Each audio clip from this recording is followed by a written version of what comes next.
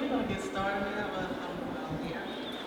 So again, welcome to our panel on the Uhura legacy. My name is Dr. You could make that a little bit louder. Oh, is it not loud enough?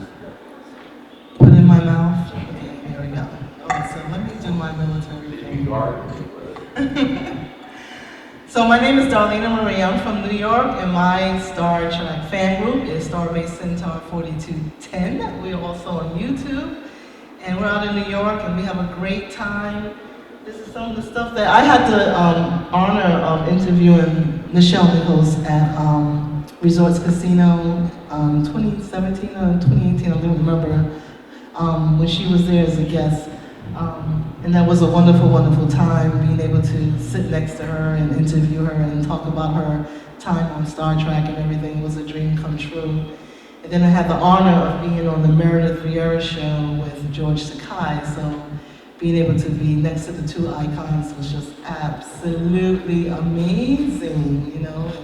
It was a very, very wonderful experience, and I'll never forget it. So Lieutenant Uhura, and Nichele Nichols' character, it just has always been an encouragement to myself and to the ladies here on the panel. So I want to introduce our panelists, but first I want to let you know, so what we're going to talk about is, Nichele Nichols was an advocate for, of course, women to get involved in the space program and everything, but she was also an advocate for better roles for women of color in general in TV and film, and she was a great proponent and encouraging women to, you know, do their own movies and TV shows and get their own voice out there in production. So we're honored to have up-and-coming filmmakers and scriptwriters on our panel. So I want to introduce, starting to my left, the young lady here, Tia.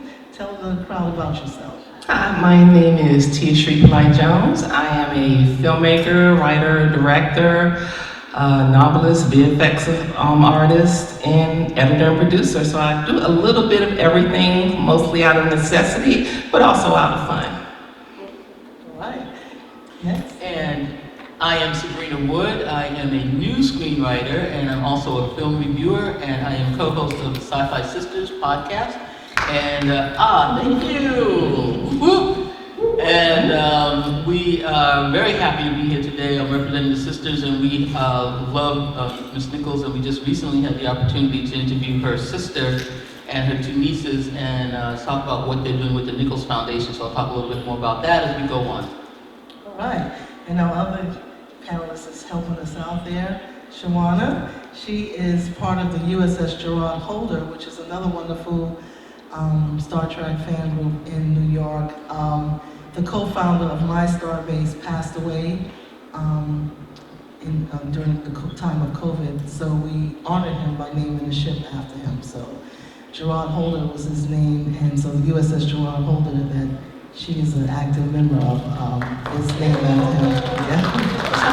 That's what I love about, you know, the Star Trek fandom. You know, we have a wonderful way we can always honor the memory of someone. And Gerard was very active in the Star Trek fan community in New York. He always helped me with events, activities, screenings, parties, everything. You know, he was always there. So his passing was very, very hard for us. So naming the ship after him, you know, continues his legacy.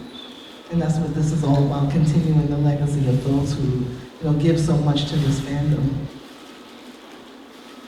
Okay, so we're going to move on, and we're going to start off talking about basically the type of roles that Black women played prior to Lieutenant Uhura and then thereafter. So we're going to start with an anthem that came out during the time of slavery and thereafter. A poem was written by Sojourner Truth called Ain't I a Woman? And it was kind of a sort of a way of countering a lot of the negative imagery of Black women, Black womanhood, and Black femininity that came about because of slavery.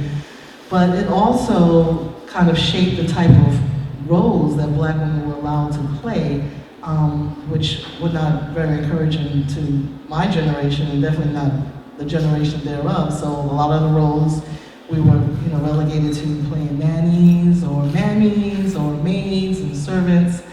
And these were the type of roles that we constantly saw Black women in the early days prior to Star Trek. And I know I would hear my relatives talk about it. and they would always complain that, you guys, you have it easy, you have a really great, environment now for seeing positive imagery of black women of color in movies and TVs and film, because my grandmother, great-grandmother, when I would hear them talk, they would say we didn't have these type of wonderful imagery, when we were growing up.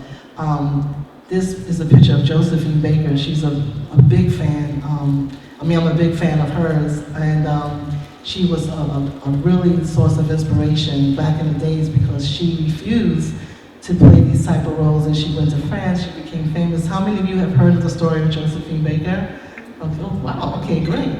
So she was one of those black entertainers that just refused to stay here in America and be limited by the racism at that time. So she went to France, became a big star. She worked with the French Resistance. She would hide their information within her music notes. And when Hollywood wanted her to come back to America to play roles, the roles were maids and servants. And I love how the letter she wrote, that was, I heard about in one of the documentaries on her life.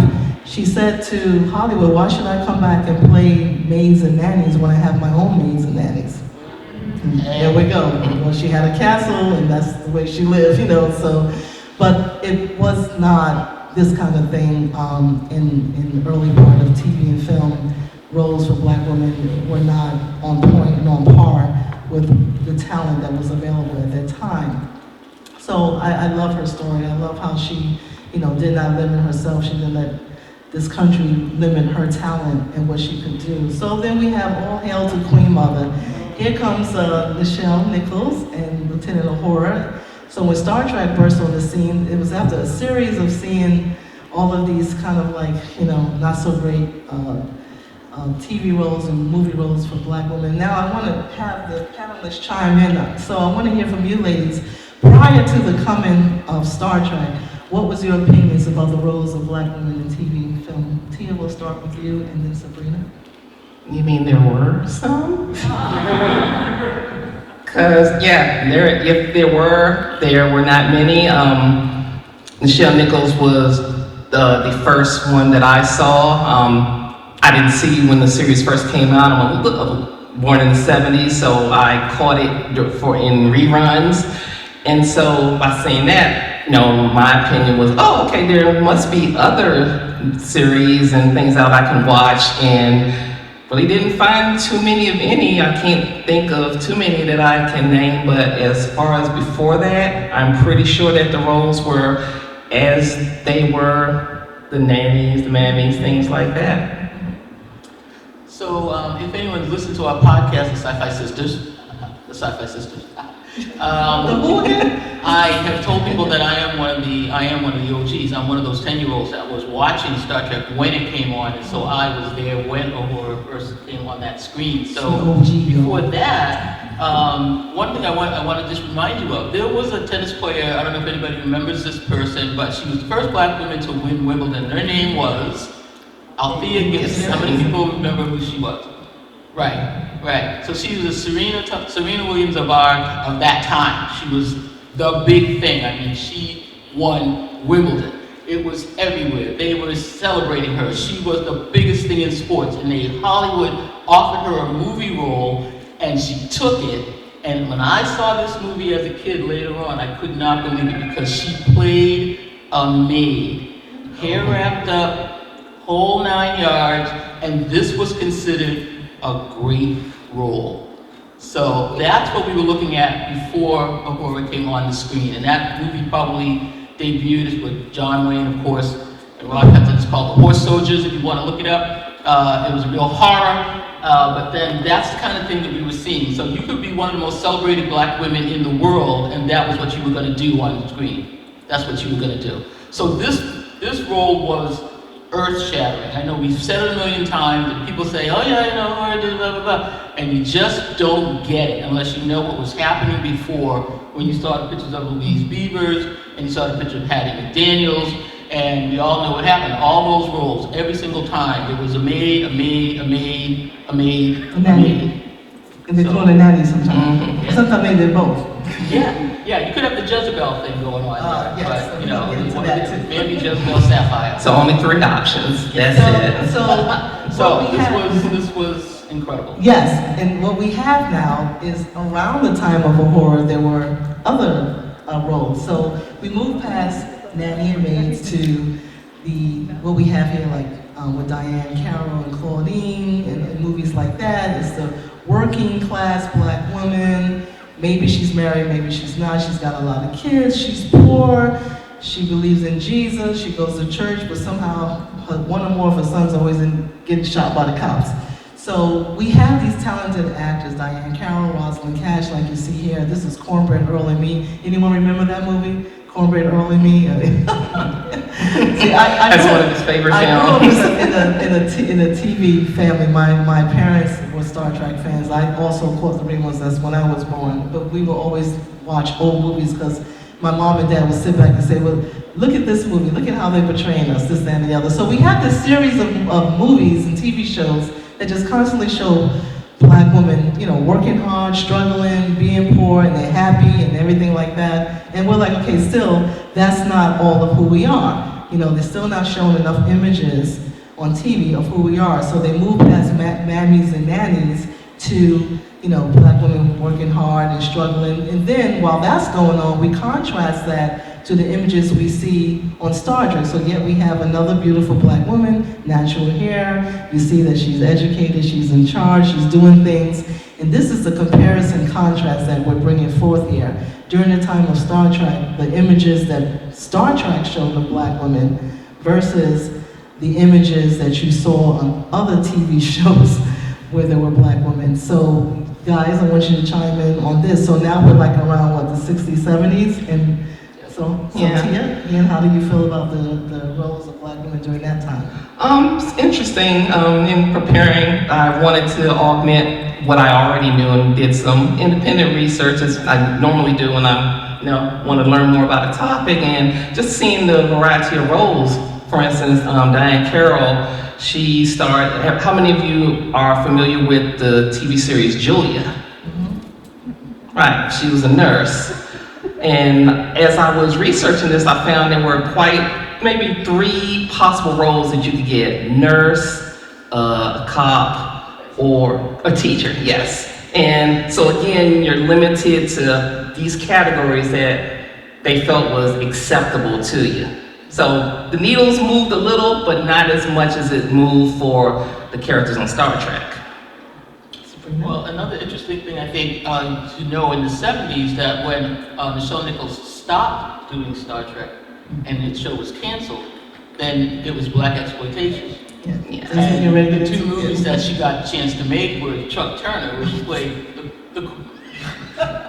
we got another habit. So, you know, you see the reversal of the role of what's going on in Hollywood when she leaves Star Trek and goes into Hollywood as a regular actress. Now she's doing Chuck Turner, or then she was in a movie with James Garner where she's playing, I think she's playing Craps in the Alley with them. You know, these are the 2 other roles she had. So there was a reason why she was going to bolt and go to Europe, like Josephine Baker, when she said she was going to leave Star Trek. She was going to go to Europe and sing and dance instead, because Hollywood was still toxic even after the show was canceled.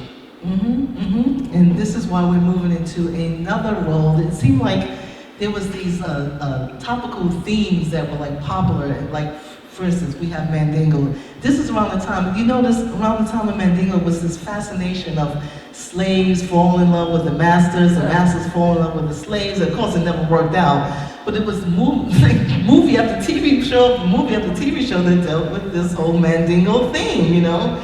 So now we're going into another type of role for black women that is still not very positive. It's like, okay, well, we don't have you as nannies and maids, now we have you as slaves and fall in love with your masters, and that didn't work out. So now we have the black exploitation. So now we're going into the divas of black exploitation. Now, some of these divas, I gotta tell you, I love me some Pam Grier, Tamara Dobson, all those, you know, kick butt black women who, you know, they would kill the racists, blow up the drug dealers, and still have time to do their afro and get their hair and nails done. And take care of their kids and whatever else they need to do. You know, I mean, Pam Grier, get coffee, you know, she did her nurse thing in daytime and shot up some drug dealers at night.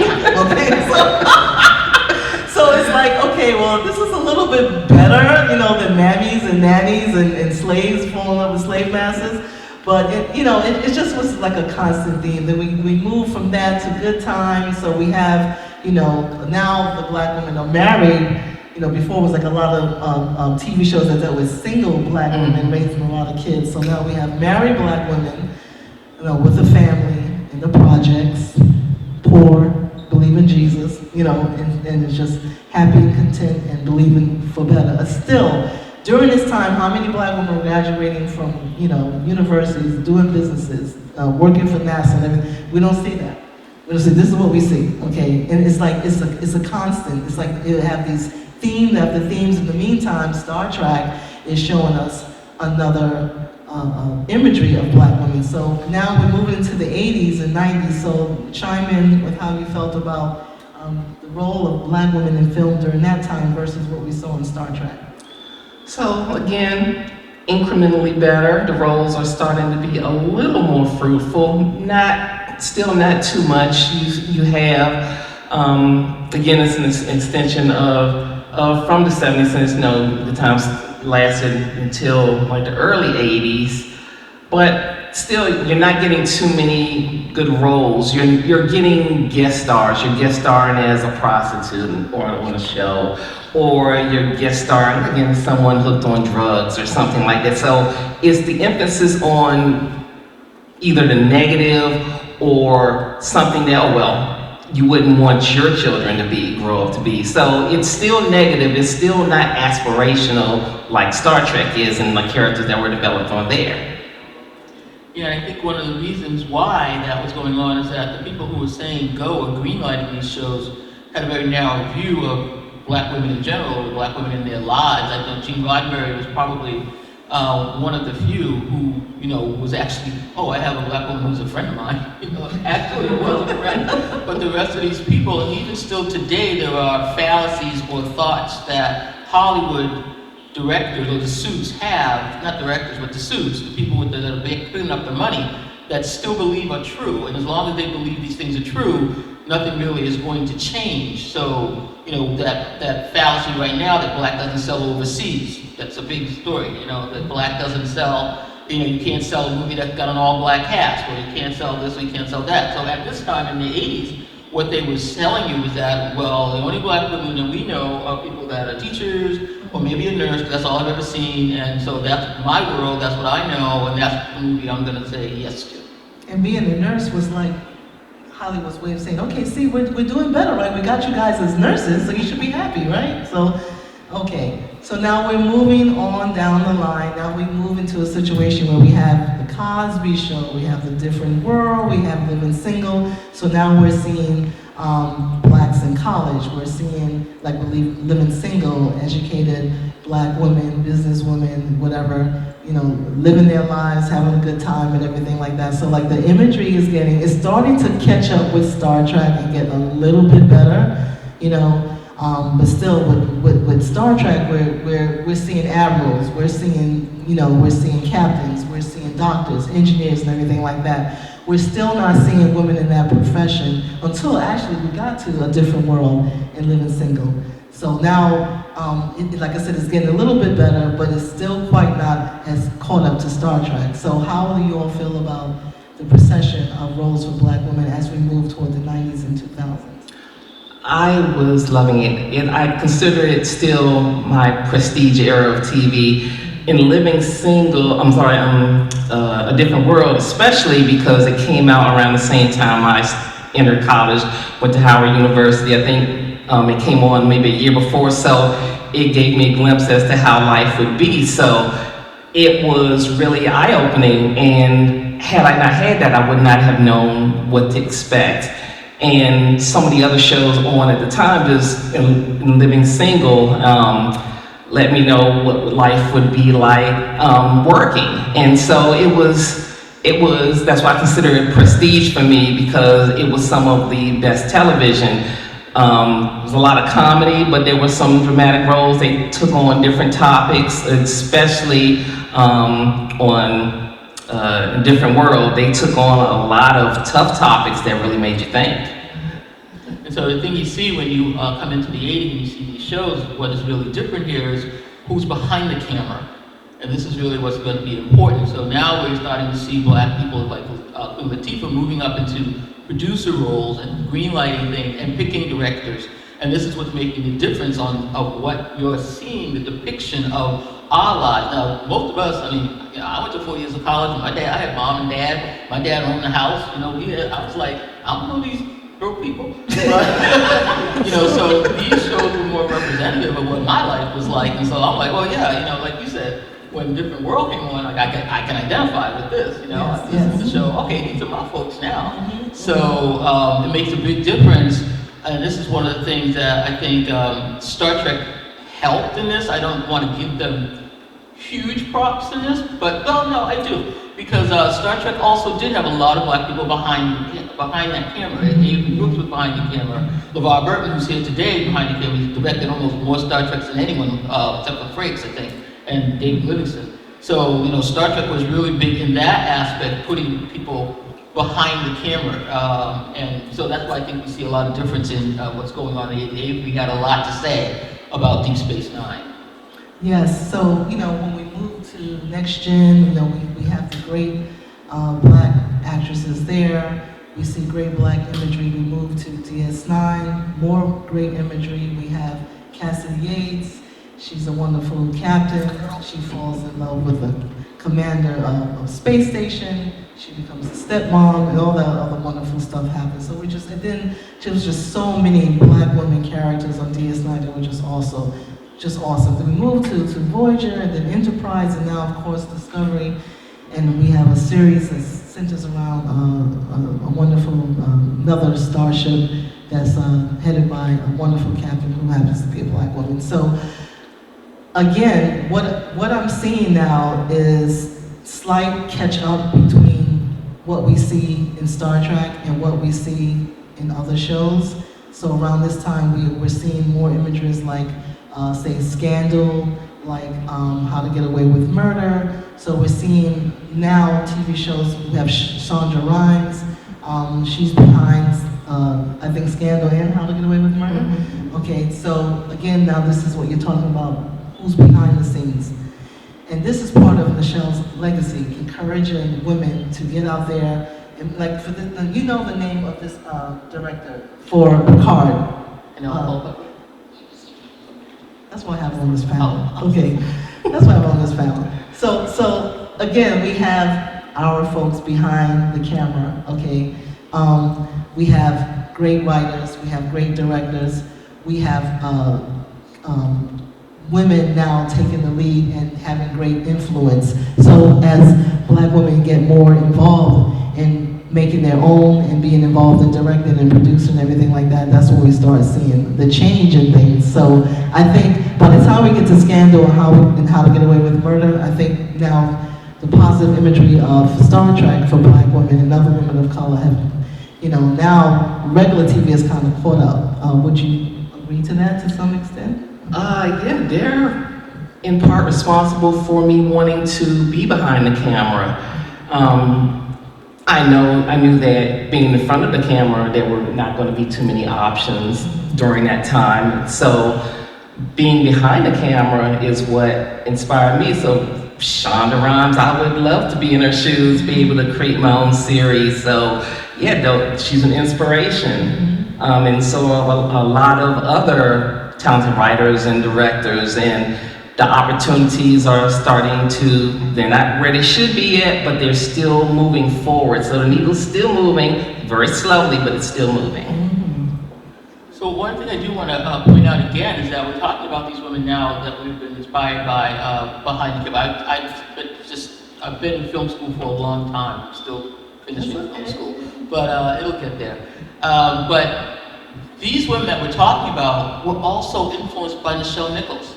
So even though they are in a different genre and they're writing, melodrama and they're writing for TV, writing lawyers and this and that, to a woman, they will tell you that what influenced them, if you go over all these producers, they'll say, the day they saw Uhura on that bridge, they'll all go back to that performance. And it's just amazing like how far that spread and to how many women that affected, and now we're into like this second and third generation.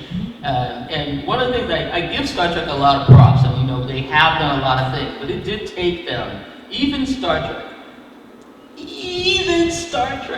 it took them 56 freaking years to get another black woman on that bridge. So I just want to say that. Thank you, my girl, of course, Captain Burnham.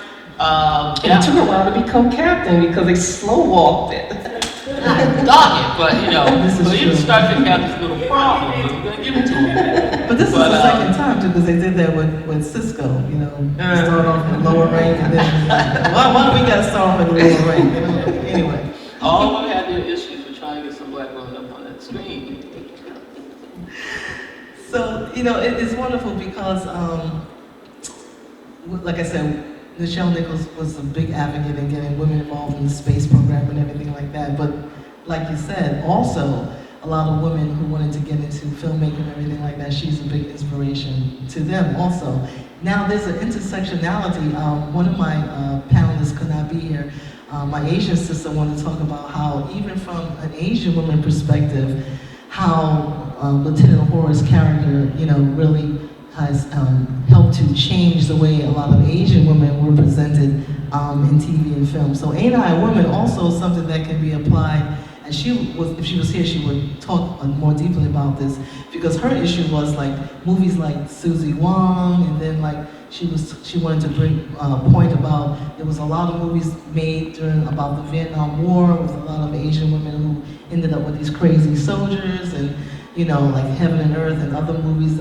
She talked about this other movie, Casualties of War, which was a really horrifying movie. I mean, I didn't know about it till she had me watch it with her because she wanted to bring this up. She was here to talk about it.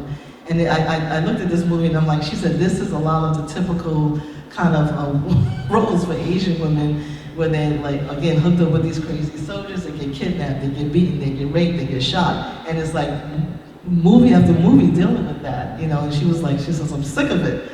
And so she's like, we're just like you guys, we're looking for more positive imagery of Asian women, and we're not talking about the Tanaka family, we need something else. So I wish she was here because she just had me cracking up. But this is part of what she was saying. So she's like with you guys, like we're seeing these images, but then Star Trek is showing these images of Asian women, so she's like, it's the same like what you black women are saying. We go through a series of just horrible Susie Wong movies and other type of movies, and then Star Trek is now presenting us, Asian women in powers of, roles of position and power, and they're educating everything. They're captains, they're admirals, they're this and they're that. So, and I know I want to start with you, Sabrina, because you do so much with film and media. You had mentioned something about an Asian movie that was supposed to come out that centered around an Asian character, but they didn't hire an Asian. Oh, I was talking about, they're going to do a bio of Anime Wong.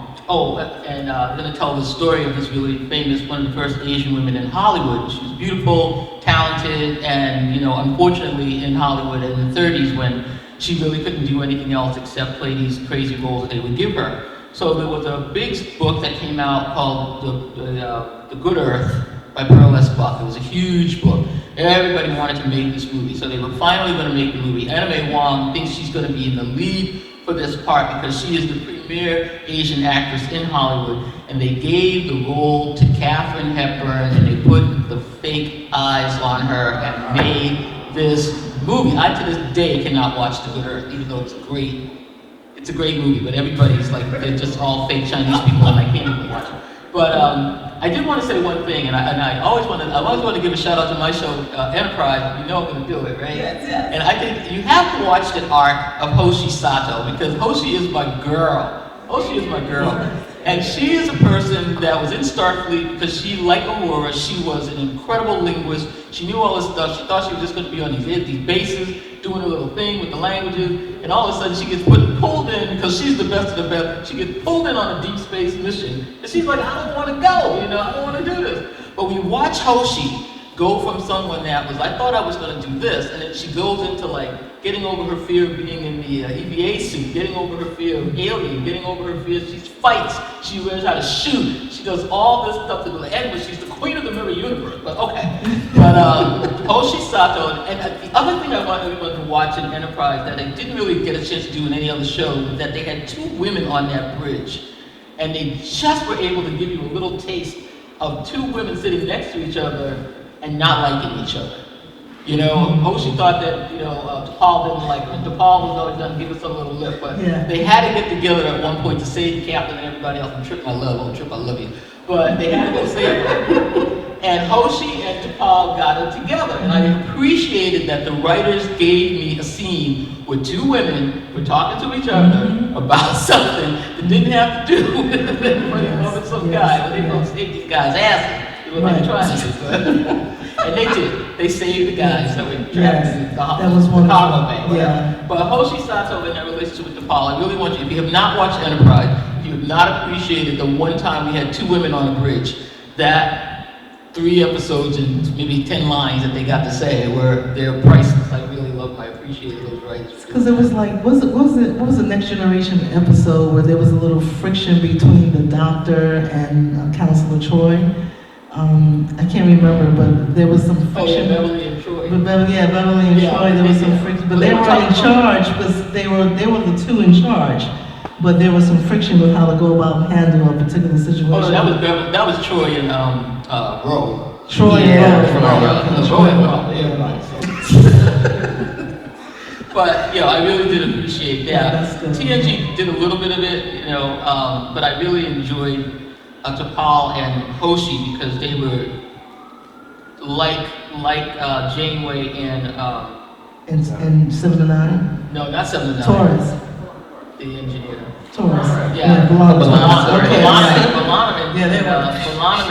And Janeway, I mean, they got into it with their science, and so did these two. And I appreciated those times when they saw the women actually talking about something that didn't have to do with a guy.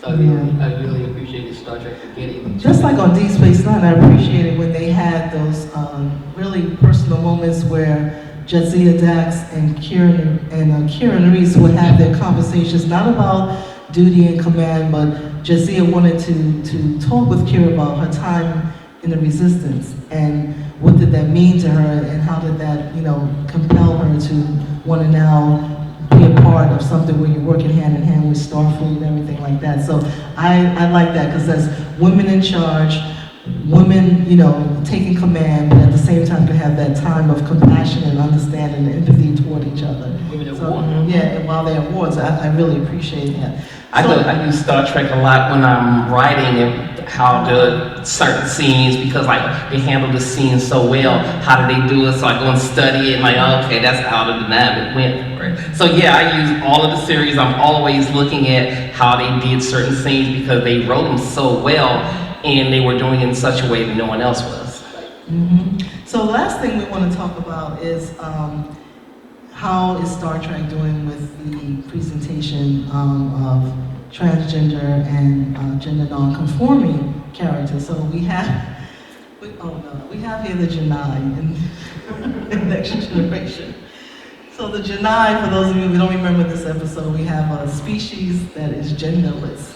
And then we have here one of the Janai realizes that she's women identified and she falls in love with Riker.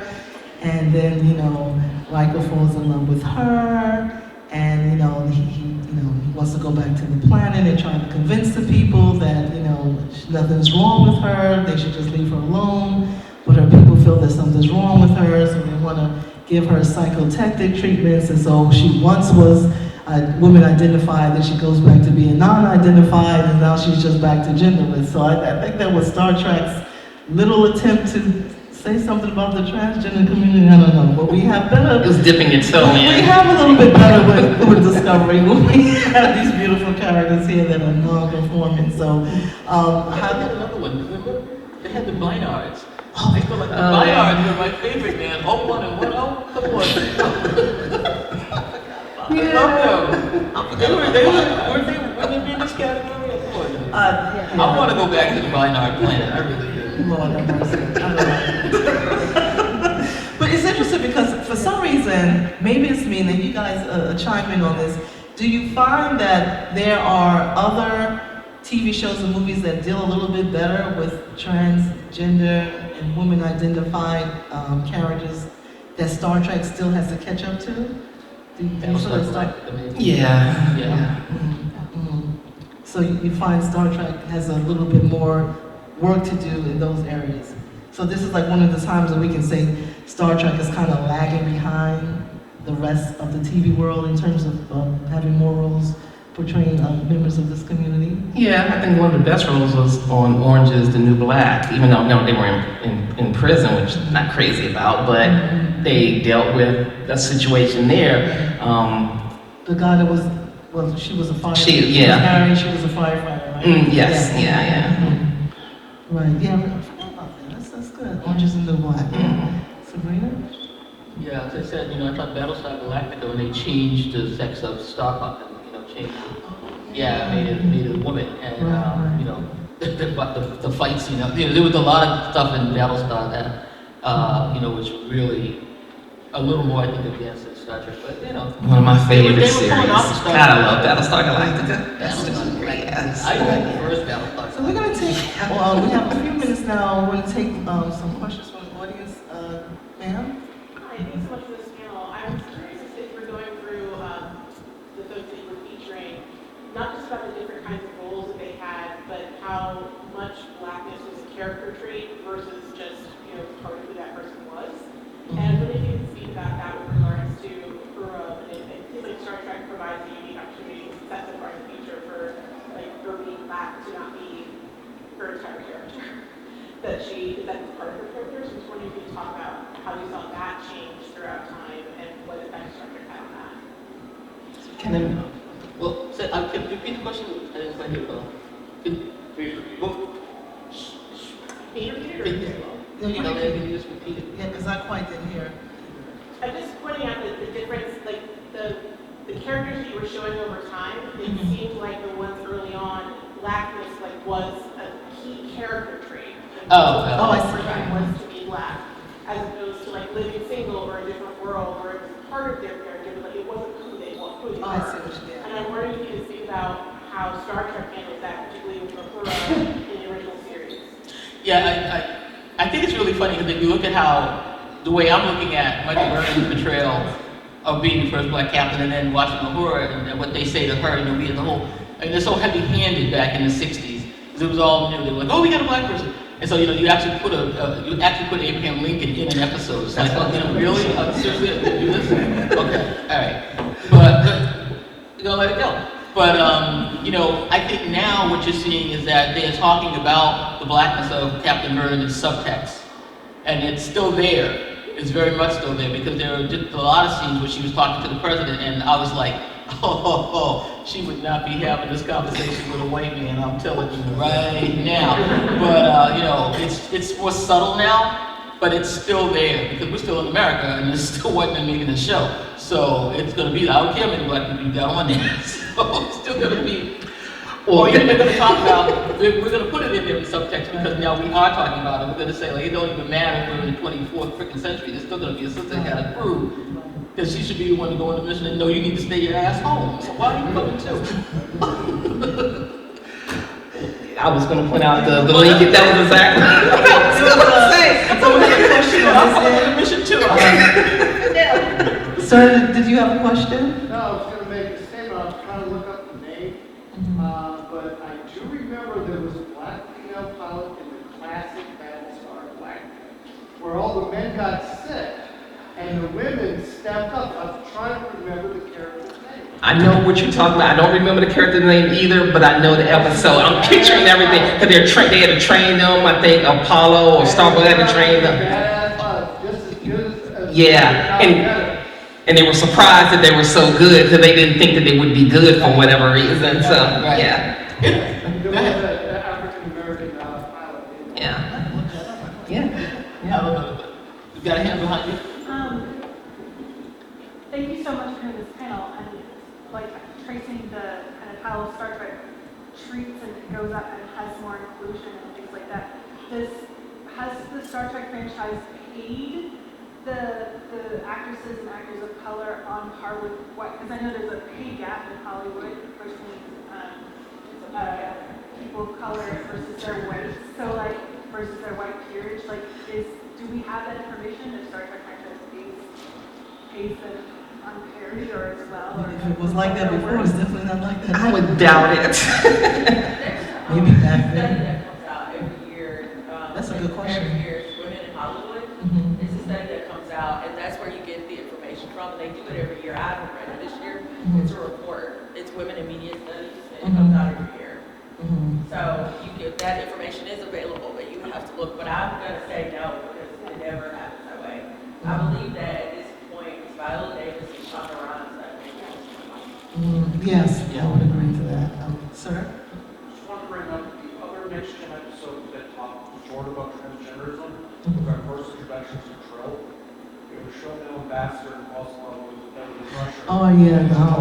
Because her, the host now is a woman. Right. It was called The Host, too. Right. Was, yeah. Mhm. Beverly, there's a good 5 minutes Beverly agonized about the fact that she's now the person she's in love with. Yeah. Right. Yeah. Not That that was, representation, but yeah, it wasn't the best, but yeah, that made a lot of folks That uncomfortable. when they moved into the S9, they explored more of that as their Gen Z refers more back to being a male as horizontal when they go back to all the other hosts as well. And then when she fell in love with the other Trill, who was her previous host, was married to one of her previous hosts, yeah. Yeah, a lot of my transgender friends really did like that episode, you know? I was just going to share for transgender, the Umbrella Academy handled the transition of Elliot Page within the show. And they just kind of like, oh, you're transgender. Cool, moving on. You're now our brother. They accepted it really quickly. I was like, there's no accidental dead name. That's the only thing I thought was odd, but maybe they purposely wanted to show that it could be done seamlessly. Seamlessly, right. How did that affect you when you saw that? I thought it was really good, except I expected 1 or 2 accidental dead names from Okay. the, like, siblings, just like the first day or, just a little bit. But I totally expected them to see it as an acceptance and not question, but I was just like, really? No accidental slips within the first 24 hours? But I don't identify as trans, so I can't speak with any authority on that. One of the more nice moments I had recently was watching Strange New Worlds and just kind of subtly realizing more than half the bridge crew is just competent women doing their job. Yeah. But I was wondering if you had thoughts on the new Uhura. The new track? The new Uhura? Oh, she's my girl. I want that do-rag. I want that do-rag so bad. I don't know do-rag. I am there with that. I mean, what is the problem? Her waves are so on point. I mean, I'll have to make that mess. But I think she's doing a great job.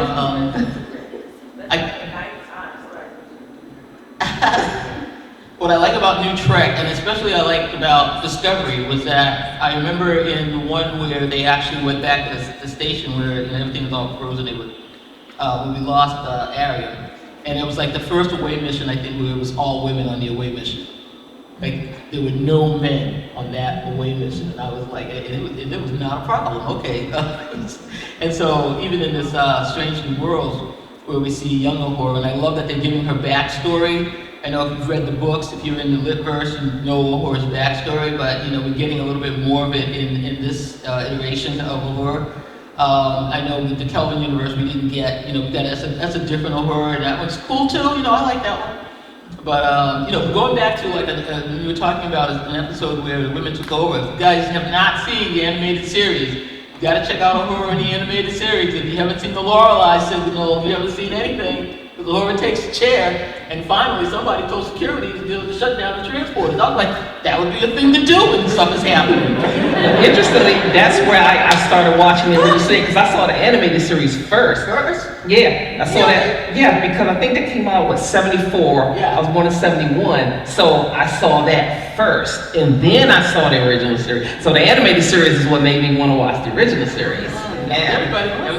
Yeah. That's I call that man Picard 3, and he said, put them right in the transporter. I said, does he still not know how to secure the transporter? I don't even on the ship.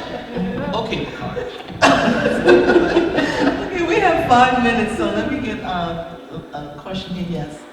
You were talking about the animated series. I was wondering if you had any thoughts about Lower Decks and the relationship between Captain Freeman and Mariner. If you guys know what I'm talking about. Lower Decks is a gem. I love it. I think I'm loving Mariner, I'm loving all the women there. You know, Dawn Lewis loves doing that show. Tawny, I met Tawny on the cruise. She is phenomenal. I don't know if you haven't listened to our show, Sci-Fi Sisters, where we interviewed Tawny. That is our #1 show. Our #1 downloaded show is Tawny Newsome. Thank you, Tawny. We love you if you're listening, and I know you are, Tawny. We love you. So Lower Decks took me a little while to get into because I am an OG, and I was sort of like, I don't know if I really want to see this, but I'm a completist, so I had to see it. And I love it. Yeah, I love it. But the peanut hamburger, I don't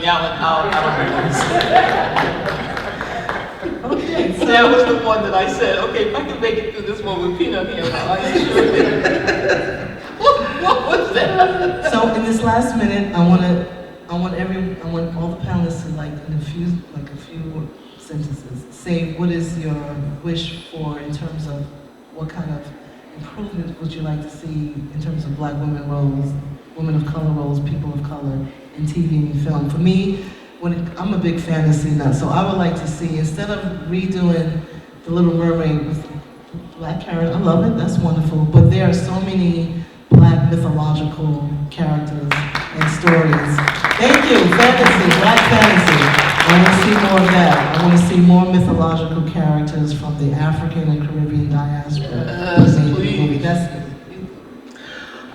Well, as someone who both writes and loves sci-fi, action, fantasy, I just want to see more characters, more diversity in the characters. Anything that you have the male characters do, have the female characters do.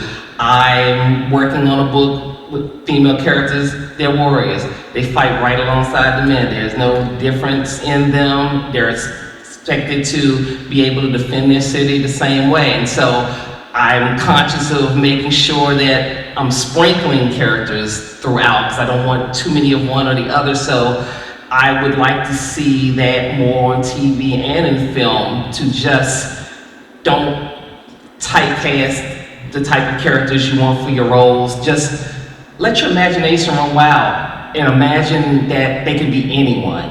And I think that would make things a lot better, and it would inspire the next generations to come up and want to make it even better. I third that motion.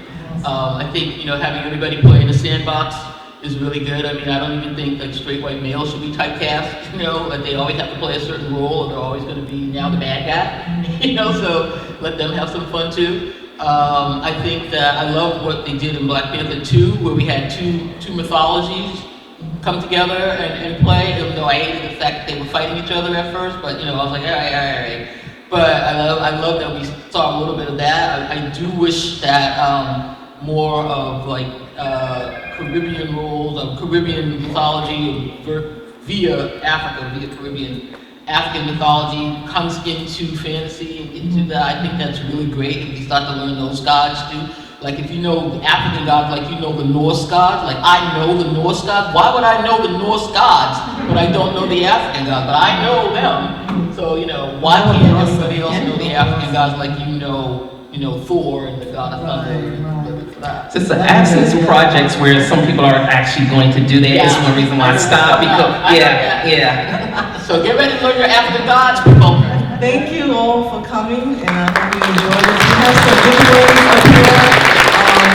Check out information, subscribe to our channels. I'm Starbase Centaur 4210 on YouTube, Sci-Fi Sisters. We have some pins, some stickers, so follow us and keep up with us, and we hope to see you again. Enjoy the rest of the day. Have a safe and happy Father's Day. And if anyone wants to check out any work I've done, any films, go to tiashreepolite.com. Thank you. Next month. Thank you.